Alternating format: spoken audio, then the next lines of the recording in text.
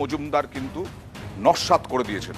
তিনি গতকালই বলেছিলেন এফিডেভিট দিয়ে যোগ্য অযোগ্য আদালতে জমা দেওয়া হয়েছে। দেখুন, এই যোগ্য অযোগ্যের যে মানে কি বলবো বিভাজন, সেটা তো আমরা অবশ্যই এফিডেভিট সহকারে এই কোর্টে কিন্তু পেশ করেছি যে আমাদের চোখে এবং অবশ্যই সিবিআই এর অনুসন্ধানের পরে কতজন মোট নিয়োগ পেয়েছেন, আমাদের তরফ থেকে সুপারিশ পেয়েছেন এবং কতজনের ব্যাপারে অভিযোগ আছে। এই যে আলাদা করে দেওয়াটা, যে ওএমআর সংক্রান্ত অভিযোগ, র্যাঙ্ক জাম্পিংয়ের অভিযোগ, কি আউট অফ প্যানেল, এইগুলো আলাদা করে কিন্তু আমরা মহামান্য আদালতের কাছে পেশ করেছি। আমরা অবশ্যই এই রায়ে খুশি নই এই মুহূর্তে, যে আমরা নিশ্চয়ই সুপ্রিম কোর্টে অ্যাপিল করব। চন্দনদা, এটা তো পরিষ্কার। দেখো, এখন একদম শুরুতে যেটা বলতে পারি, আমরা ম্যানেজমেন্ট সায়েন্সে একটা জিনিস পড়াই, তাকে বলি এয়ার ক্র্যাশ সিনড্রোম। আজকের এই ঘটনাটা কিন্তু এয়ার ক্র্যাশ সিনড্রোমের মতো। তার কারণ প্যানেলটাকে পুরো বাতিল করতে হয়েছে। কেন বাতিল করতে হয়েছে? তার কারণ দুর্নীতি, একদম বেসিক দুর্নীতি। আজকে উনি হয়তো টায়ার ওয়াইজ আলোচনা করছেন যে এখানে দুর্নীতি হয়েছে, এখানে দুর্নীতি হয়নি, কিন্তু আলটিমেটলি একটা অথরিটি স্বীকার করে নিচ্ছেন দুর্নীতিটা হয়েছে। এবং বলছি দুর্নীতি হয়েছে, সবাই স্বীকার করছে, কিন্তু যোগ্য অযোগ্য না, আমি তোমাকে সে কথাটাই বলছি যে এখানে দেখা যাচ্ছে একদম ফাউন্ডেশনটাই দুর্নীতি। অর্থাৎ বিকাশবাবু যে কথাটা বললেন, তার মূল চরিত্র হচ্ছে যে ফাউন্ডেশনের ওপর দাঁড়িয়ে একটা অথরিটি রিক্রুট করে এমপ্লয়মেন্ট দেয়, সেখানে দুর্নীতিটা এমনভাবে শুরু হয়েছে, তার সূত্রই দুর্নীতি। অর্থাৎ তাকে যেসব এজেন্সিগুলোকে রিক্রুট করা হয়েছে নাইসার মতো, তারা দুর্নীতির মাধ্যমে রিক্রুটেড হয়েছে। প্রত্যেকটা ডিপার্টমেন্ট বিভিন্নভাবে দুর্নীতির সাথে যুক্ত। চরিত্র তো এখানেই করে দেওয়া হয়েছে, বিভাজন দেওয়া হয়েছে। আমি তোমাকে এইখানেই বলছি যে মূলত কোয়েশ্চেনটা কোথায়? মূলত কোয়েশ্চেনটার ফাউন্ডেশনেই দুর্নীতিটা আছে কিনা। সুতরাং প্যানেলটাকে এন্টায়ারলি বাতিল করা হয়েছে এই কারণে যে একটা সরকার, তুমি দেখো পরিষ্কার কথা, শান্তনুবাবু এখানে সরকারের পক্ষে অনেক কথা বললেন। আমি বলছি যে সালের এই দুর্নীতি, আজকে যে 25,753 জনের চাকরি চলে গেল, এটা একটা ম্যাল ফাংশনিং অফ দি অ্যাডমিনিস্ট্রেশন। এটা অস্বীকার করে লাভ নেই, তার শিকার তো আমিও। মানে আমি বলতে চাইছি তার শিকার আমিও, যে অ্যাডমিনিস্ট্রেশন, যে প্রশাসন, তার প্রশাসনের মর্যাদা রাখতে পারে না। আমি একটা কথা বলে শেষ করি। আজকে কিন্তু পার্থ চট্টোপাধ্যায়, বালু মল্লিকরা জেলে নন, মমতা বন্দ্যোপাধ্যায় জেলে। সেই কায়া আমাকে দেখে ভোটটা দিন 2016, ভুলে গেলে চলবে না।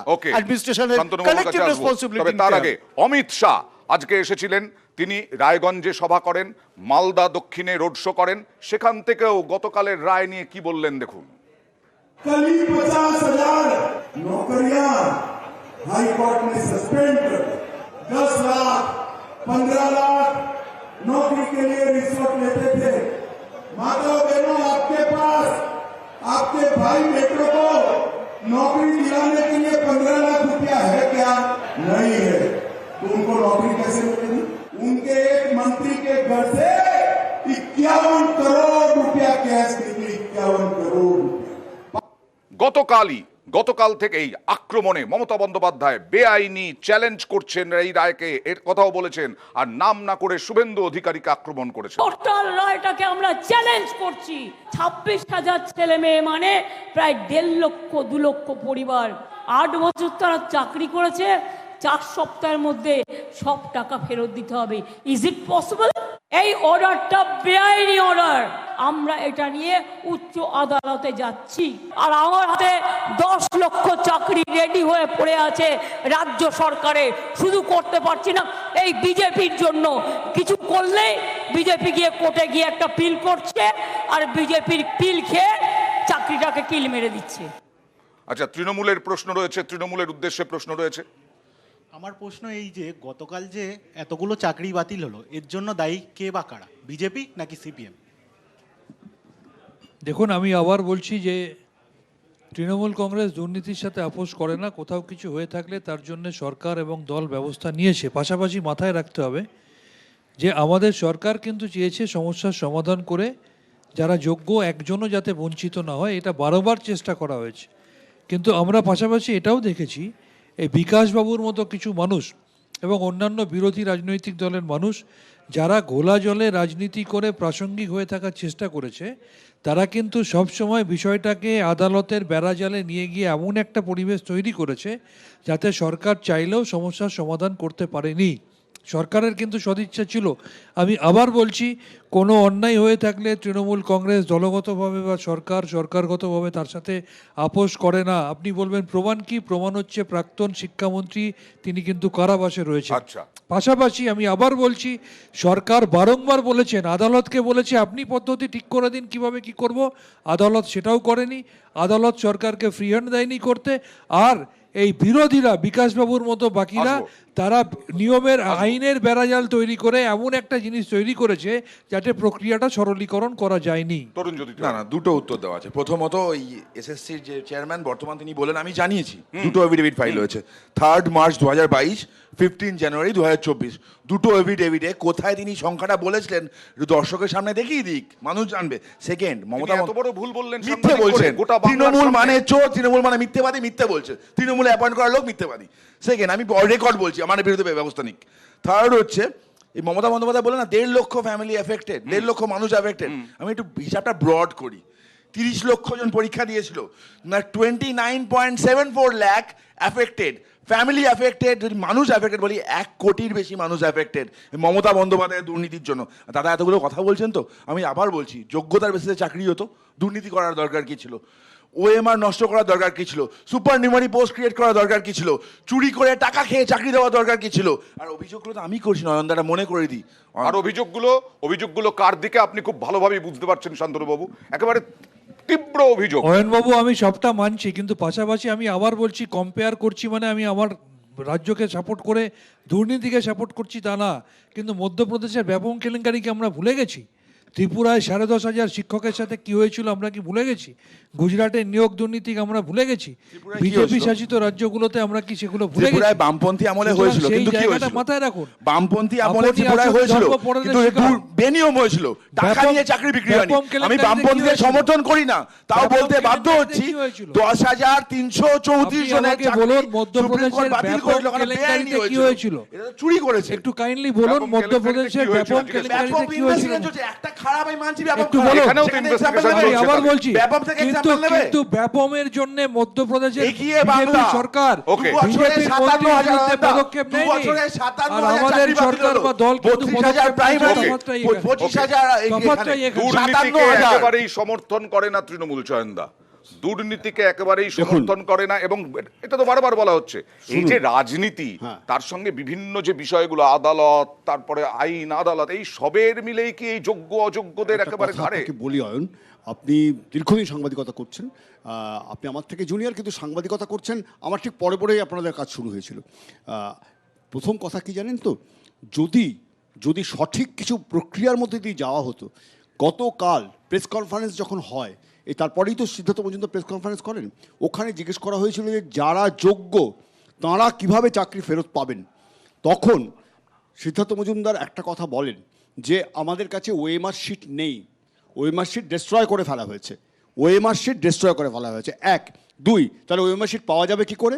সিবিআই যে হার্ড ডিস্ক রিকভার করেছে, সেই হার্ড ডিস্কের পার্ট সেখানে কিভাবে কি রক্ষিত আছে তার উপর নির্ভর করবে স্ক্যান্ড হার্ড ডিস্ক আছে কি বা ওএমআর শিট আছে কি না।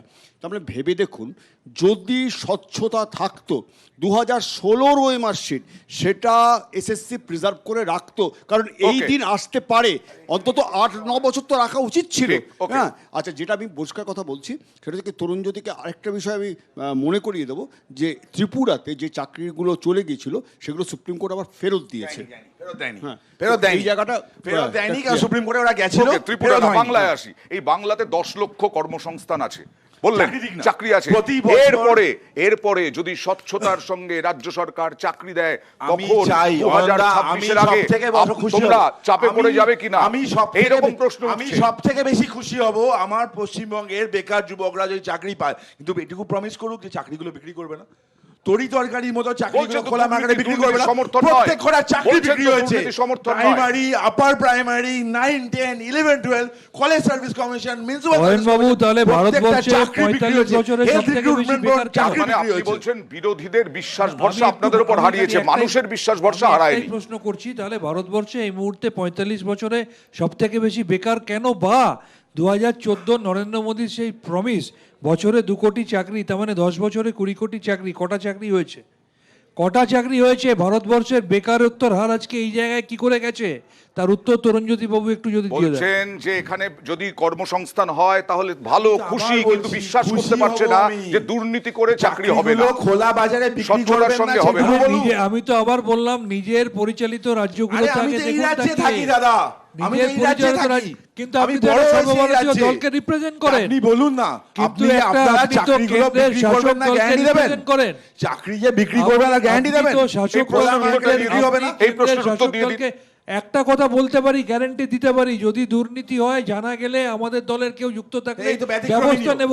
আপনি এই তো পারবেন? ব্যতিক্রমী Okay. নিয়োগ। আপনি বলতে এই তো পারবেন? ব্যতিক্রমী নিয়োগ দেখলাম। আপনি বলতে পারবেন চোরদের আপনার রাখার দলের জন্য কেউ যুক্ত ব্যতিক্রমী থাকলে নিয়োগ। তার বিরুদ্ধে আমাদের ব্যবস্থা নেব। এই যে টাকা বলছিলাম তুলতে না, আসবে না। রাজনীতি, আদালত সমস্তটা মিলিয়ে মিশিয়ে একটা কোথাও চাপ যোগ্য অযোগ্যদের মধ্যে, যোগ্যদের ওপরে, যোগ্যদের আজকে তারা বিক্ষোভে নামলেন, বিভিন্ন জেলায় বিক্ষোভ দেখালেন, অবস্থান করলেন, কলকাতা সহ। দেখুন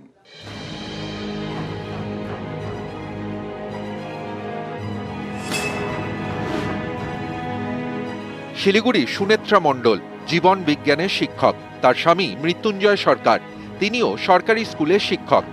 আদালতের এক রায়ে দুজনেরই চাকরি গিয়েছে। সুনেত্রা এখন দিশেহারা, চোখে জল। দুজনের একই প্যানেলে নামছে, এখন আমরা দুজনেরই চাকরি চলে গেছে।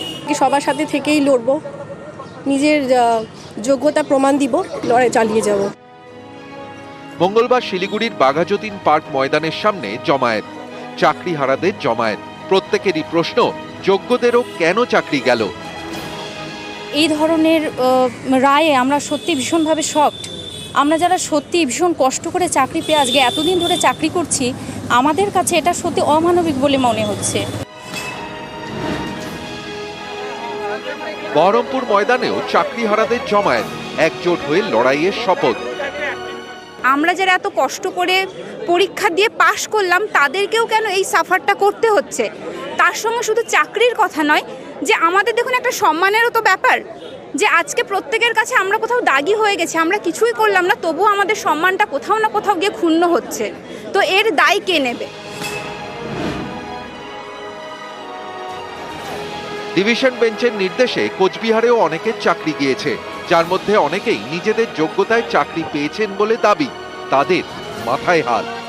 এদিন তারা কোচবিহার রাজবাড়ী স্টেডিয়ামে জড়ো হন, ঠিক করেছেন আন্দোলনে নামবেন, আইনি পথেও হাঁটবেন। আজকে আমরা চাকরি হারা, কিন্তু আমরা যোগ্য। আদালতের নির্দেশে কেন আমাদের চাকরি যাবে, এটা হচ্ছে আমার প্রশ্ন। যে এই রায় হচ্ছে দুর্ভাগ্যজনক রায়। 5000 জন ইনজেনুইন ক্যান্ডিডেটের কারণে 19000 জনের জব গেছে। এই মুহূর্তে আমরা জবলেস। ছত্রের আন্ডারে আসতে চাইছি, যাতে সেখান থেকে আমরা একটা গ্রুপ তৈরি করে যেতে পারি কলকাতা। দরকার হলে আমরা হাইকোর্ট ঘেরাও করব। কলকাতায় টানা আন্দোলন চলছে। সেখানে এদিন অনেকে যোগ দেন যাদের চাকরি গিয়েছে 24 ঘন্টা আগে। আমাদের এত একটা এক্সপিরিয়েন্স হয়েছে, আমরা কন্টিনিউয়েশন পাচ্ছি। সেখানে দাঁড়িয়ে যদি এখন বলে নতুন করে চাকরি পেতে হবে আবার ইন্টারভিউ দিয়ে, সেটা তো আমরা মেনে নেব না। নিয়োগ দুর্নীতি হয়েছে, সবার চাকরি চলে গেছে, সবার মিশ্র প্রতিক্রিয়া আছে। প্রত্যেকে বলছে হ্যাঁ ভালো হয়েছে, আবার কিছুজন বলছে যারা যোগ্য তাদের প্রতি অন্যায় হয়েছে। তো সেটা শুনতে শুনতে আমাদেরও তো একটা অপমানজনক একটা ব্যাপার। নিউজ 18 বাংলা। এ তো গেল যোগ্যদের বিক্ষোভ, আর কোট আনকোট আরো অনেক কিছু দেখানোর আছে। যেমন বাগদার শতরঞ্জন, মনে আছে? চন্দন মণ্ডল লক্ষ লক্ষ টাকা নিয়ে নাকি চাকরি দিয়েছিলেন, তার ওই এলাকার কি অবস্থা দেখাবো। একটা ছোট্ট ব্রেক।